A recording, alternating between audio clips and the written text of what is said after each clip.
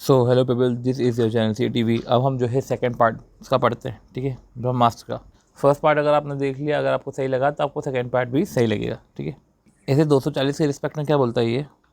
Okay, तो ऐसे 240 देखो, अगर जो मिस स्टेटमेंट है ना, ये मिस स्टेटमेंट फ्रॉड या सस्पेक्टेड फ्रॉड से हुआ है, ठीक है, और ऑडिटर इनकाउंटर करता है एक्सेप्शनल सर्कमस्टेंसेस। अगर मिस स्टेटमेंट जो है फ्रॉड या सस्पेक्टेड फ्रॉड से होता है और फिर ऑडिटर को जो है एक्सेप्शनल सर्कमस्टेंस इनकाउंटर होते हैं जो bring into question ability to perform the audit, तो ऐसे केस में ऑडिटर फर्स्ट क्या करेगा? फ्रॉड हुआ, कुछ दिखा कि उसको जो है वो एबिलिटी नहीं है, वो कंटिन्यू नहीं कर सकता, तो प्रोफेशनल लीगल रिस्पॉन्सिबिलिटी देखिएगा कि एप्लीकेबल है। तो प्रोफेशनल लीगल रिस्पॉन्सिबिलिटी क्या है, ठीक है, देखो इंक्लूडिंग देखिएगा कि क्या जरूरी है टू रिपोर्ट टू पर्सन और पर्सन जिन्होंने उनका अपॉइंटमेंट किया, और क्या रेगुलेटरी अथॉरिटीज़ को जो है रिपोर्ट करना जरूरी है।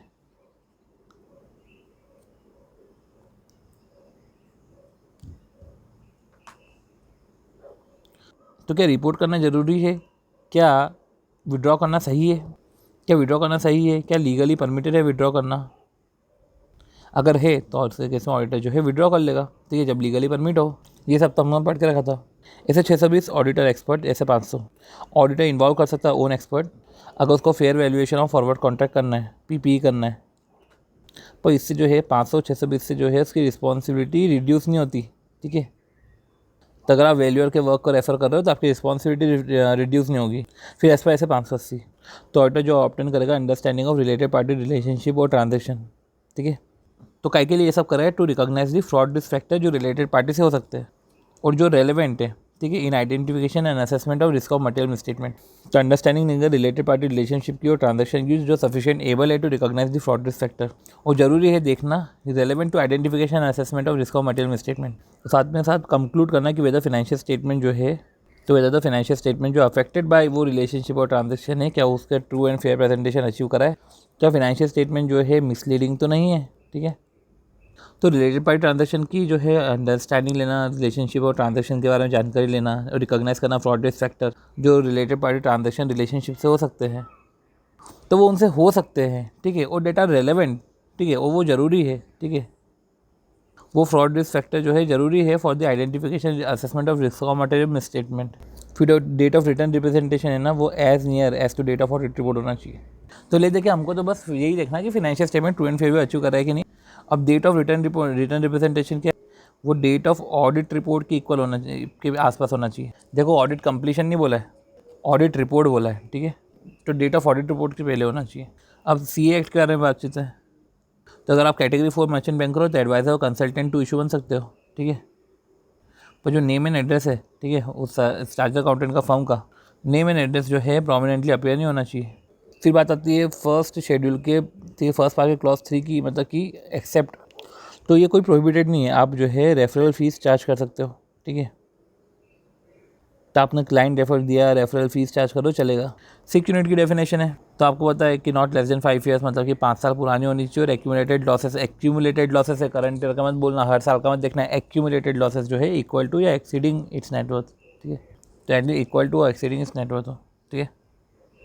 30 ऑडिट असाइनमेंट है, ठीक है, प्राइवेट कंपनी के रिस्पेक्ट में और अदर कंपनीज, और जो है एक्सेप्शन OPC डॉर्मेंट कंपनी नहीं आते, वो तो आपको पता है काउंसिल जनरल गाइडलाइन में। इनडेप्टनेस जो है, अब वो इनडेप्टनेस 1 लाख हो गई है, अगर आपको बताओ तो इनडेप्टनेस काउंसिल जनरल गाइडलाइन में 1 लाख के मतलब क्या, कंपनी ऑडिट के अलावा कुछ ऑडिट कर रहे हो, क्योंकि 5 लाख तो 141 में देके रखा है ना आपको, तो कंपनी ऑडिट के अलावा कहीं ऑडिट कर रहे हो तो इनडेप्टनेस इतनी है। फिर जो है 1 फरवरी 2019 है, उसके बाद से यूडी, फिर 2-3 महीने बाद, फिर 2-3 महीने बाद इसलिए क्योंकि अगले 2 महीने बाद 1 अप्रैल से GST और टैक्स ऑडिट रिपोर्ट पर लग रहा है, ठीक है, GST और टैक्स ऑडिट रिपोर्ट पे, तो 3 महीने बाद, ठीक है। फिर उसके बाद अगले 3 महीने में जो है other audit assurance attestation function पे लग रहा है। बस 1 फरवरी 2019 या उसके बाद का आपको याद रखना है, क्योंकि वो जो है वो सर्टिफिकेट पे, फिर GST और टैक्स ऑडिट है, उसके बाद अदर ऑडिट है, वो अदर एश्योरेंस एक्टिविटी है। फिर कोई प्रैक्टिस कॉर्पोरेट फॉर्म में नहीं हो सकती, ठीक है, मतलब ऑडिट प्रैक्टिस तो बिल्कुल भी नहीं हो सकती। कंसल्टेंसी प्रैक्टिस करनी है तो एक बार आप कॉर्पोरेट फॉर्म में कर सकते हो, उसको एक बार कॉर्पोरेट फॉर्म में कर भी सकते हो, ठीक है। जो स्कोप होते हैं पीयर रिव्यू के, वो प्रीसीडिंग 3 ईयर्स जो है, तो स्कोप ऑफ पीयर रिव्यू है प्रीसीडिंग 3 ईयर स्कोप होना चाहिए। स्कोप की बात करें कि स्कोप रिवाइज होना चाहिए 3 साल में, ठीक है। स्कोप को पीरियोडिसिटी से कंपेयर मत करना, स्कोप में प्रीसीडिंग 3 ईयर्स की सारी बातें होती है, मतलब कि जो स्कोप है, स्कोप में कवर होते हैं प्रीसीडिंग 3 ईयर्स। तो जब स्कोप रिवाइज करने की बात है तो प्रीसीडिंग 3 ईयर होता है, बाकी पीरियोडिसिटी पीयर रिव्यू के अलग है, लेवल 1 प्रैक्टिस 1 इन 3 ईयर, लेवल 2 1 इन 4 ईयर। जो ऑन साइट रिव्यू होता है वो 7 to 15 वर्किंग डेज होता है, ठीक है, वो साइज ऑफ प्रैक्टिस यूनिट के हिसाब से। ओके, डिविडेंड जो है वो लाइबिलिटी नहीं होती है, वन सेकेंड। तो डिविडेंड अगर आपने डिक्लेयर ही नहीं किया तो आपकी लाइबिलिटी नहीं होगी। फिर ऑडिट बाय टैक्स अथॉरिटी से, तो देखो अगर टैक्स अथॉरिटीज़ को जो है अगर ऑडिट करना है तो वो 15 दिन का एटलीस्ट नोटिस देंगे टैक्स पर्सन को, रजिस्टर पर्सन को। अब जो है ये 3 महीने में वो extended by commissioner for 6 month, ठीक है, तो 3 महीने में 6 महीने में उसको ख़त्म कर देंगे, 3+6। तो ये ऑडिट है कि आपको 15 वर्किंग डेज में है, फिर 3 महीने जो एक्सटेंड कर सकते हैं 6 महीने से, और finding to the communication to register person. Finding जो है कम्युनिकेट होगी रजिस्टर पर्सन को कंक्लूजन ऑफ ऑडिट के 30 दिन के अंदर। 15 दिन का तो स्टार्टिंग में नोटिस, जो ऑडिट खत्म होने के 30 दिन के अंदर रजिस्टर्ड पर्सन को findings to be communicated to registered person. आने से पहले 15 दिन, जाने के बाद 30 दिन में, और 3 महीने बीच में भी further extend to further 6 month, तो 3+6 है वो। जीएसटी ऑडिट की लिमिट 2 करोड़ है। टैक्स ऑडिट में ऐसा है कि सेल टर्नओवर ग्रॉस रिसिप्ट जो है 1 करोड़ से ज़्यादा है। पर असेसमेंट ये 2021 के लिए 5 करोड़ हो गई है। अगर ट्रांजेक्शन अप टू 5%, मतलब बस 5% तक ही जो है अगर कैश से होते हैं, तो कैश ट्रांजेक्शन जो है वो 5% से ज़्यादा नहीं हो, 5% तक ही हो। रिपोर्टिंग जो होती है वो क्वार्टरली बेसिस पे होती है टू द ऑडिट कमेटी। देखो इंटरनल ऑडिट में ऐसा है कि रिपोर्टिंग क्वार्टरली बेसिस पे होगी ऑडिट कमेटी। अब वही बात है कि इंटरनल ऑडिट है तो क्वार्टरली बेसिस पे तो होनी चाहिए।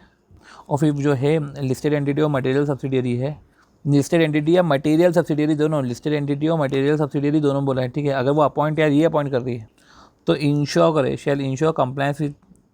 अगर ऑडिटर रिज़ाइन करता है 45 दिन के अंदर, क्वार्टर ख़त्म होने के 45 दिन के अंदर,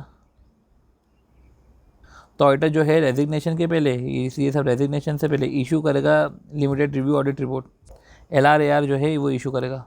पर वो जो है 45 दिन के बाद रिसाइन हो रहा है।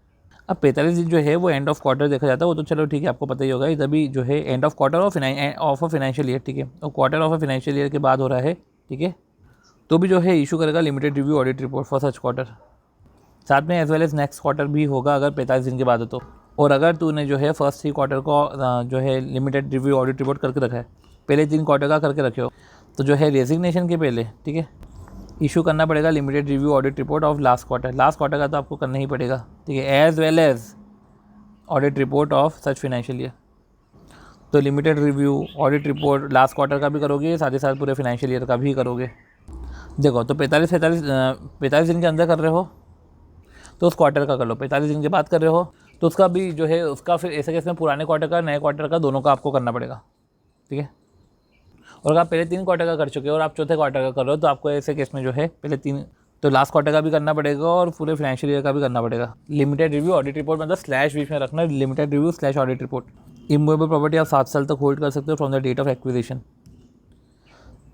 और ड्यू डेट LFR की जो है वो 30 जून है। इंडियन इंश्योरेंस कंपनी का जो है पेड अप कैपिटल वो 100 करोड़ है। इंडियन इंश्योरेंस कंपनी है ना, इंडियन इंश्योरेंस कंपनी जो minimum paid up capital 100 crore है। अब जो अनएक्सपायर्ड रिस्क रिजर्व है उसमें फायर और मिसलेनियस आ गया, तो अनएक्सपायर्ड रिस्क रिजर्व फायर और मिसलेनियस जो है 50% ऑफ नेट प्रीमियम है, marine insurance 100% of net premium है, ठीक है। सॉल्वेंसी मार्जिन 50% हो गया of the paid up capital, ठीक है। अब वो 150 हो गया, इधर 150 नहीं लिखा है, ठीक है, 150 हो गया है वो, इधर 150 नहीं लिखा है। कंपनी NBFC कब ट्रीट होगा, जब फाइनेंशियल स्टेट असेट जो है मोर देन 50% टोटल, ठीक है, और net of by the intangible asset, वो फाइनेंशियल असेट को आप इंटेंजिबल असेट से माइनस करना और टोटल असेट को इंटेंजिबल असेट से माइनस करना, फिर उसका जो है वो 50% ये सब करते रहना। और जो इनकम हो रही फाइनेंशियल असेट से, ठीक है, वो मोर देन 50% है, तो फाइनेंशियल असेट मोर देन 50% हो, ये भी मोर देन 50% हो। नेट ऑन फंड जो है NBFC का वो 2 करोड़ है मिनिमम नेट ऑन फंड, और मिनिमम कैपिटल एडिक्वेसी रेशियो जो है वो 15% होना चाहिए। ये कैपिटल एडिक्वेसी रेशियो मैक्सिमम नहीं है, मिनिमम है। फिर NP नॉर्म्स क्या है कि अगर ओवरड्यू है 6 महीने या उससे ज़्यादा, ठीक है, ओवरड्यू 6 महीने या उससे ज़्यादा है, तो NP तब होगा जब ओवरड्यू 6 महीने या उससे ज़्यादा हो, ठीक है। पर ये lease rental hire purchase instalment के केस में जो NBFC नॉन डिपॉजिट है तो ओवरड्यू तब होगा जब 12 मंथ और मोर हो।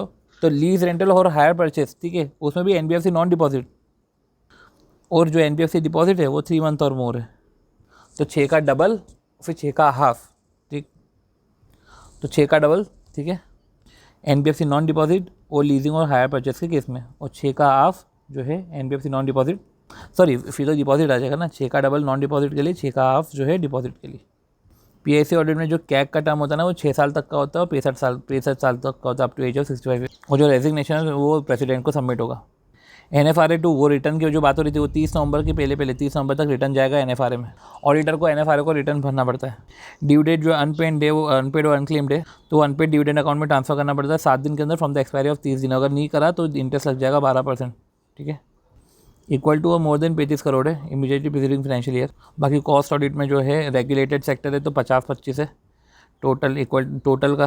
और ठीक है, इंडिविजुअल का 25 और नॉन रेगुलेटेड सेक्टर है वो तो आपको पता ही होगा 100 और 35। ठीक है, रेगुलेटेड सेक्टर में सेट PDF आता है, सेट PDF वो आपको समझ में आ गया होगा कि छः चीज़ें हैं वो सेक्टर से 6 सेक्टर, शुगर, इलेक्ट्रॉनिक जो है, telecommunication, petroleum, drugs and fertiliser. और वही रेवेन्यू फ्रॉम एक्सपोर्ट जो है, revenue from export in foreign exchange, export कर रहे हो रियलाइज इन फॉरेन एक्सचेंज जो है वो 75% ऑफ टोटल रेवेन्यू है। अगर सेल्स में ऑपरेट कर रहे हो, इलेक्ट्रिसिटी जनरेट कर रहे हो कैप्टिव कंजम्पशन के लिए। ठीक है, स्टैट ऑर्डर, कॉस्ट ऑर्डर तो नहीं बन सकता, 139 वाला तो कभी नहीं बनेगा। ठीक है, फिनेंशियल ईयर कमेंसमेंट होने के 180 दिन के अंदर अपॉइंट कर लेना कॉस्ट ऑडिटर को। तो अपॉइंट जो है फिनेंशियल ईयर कमेंसमेंट होने के 180 दिन के लिए हो जाता है, 180 दिन में हो जाता है। ठीक है, और उसको बोर्ड अपॉइंट करता है। ठीक है, और अपॉइंटमेंट करने के जो है वो आपको बताया वो 30 दिन के अंदर सेंट्रल गवर्नमेंट को रिपोर्ट कर देता है। ठीक है, CRA 2 में। ठीक है, 60 टैक्स ऑडिट असाइनमेंट का है और CA फर्म है। ठीक है, तो हर टैक्स असाइनमेंट जो है हर पार्टनर का देखा जाएगा। तो ये एप्लीकेबल नहीं होता, कारो जो एप्लीकेबल नहीं होता वो प्राइवेट कंपनी जो वो सब्सिडियरी नहीं है और नॉट बिकम सब्सिडियरी और होल्डिंग ऑफ पब्लिक कंपनी। मतलब कि एप्लीकेबल किस पे है, अगर प्राइवेट कंपनी सब्सिडियरी और होल्डिंग है पब्लिक कंपनी की, क्योंकि वो डीम पब्लिक कंपनी हो जाएगी। वो पेड अप कैपिटल रिजर्व तो जो है वो 1 करोड़ देखा जाएगा, 1 करोड़ और 1 करोड़ से कम है तो उस पर भी नहीं लगता।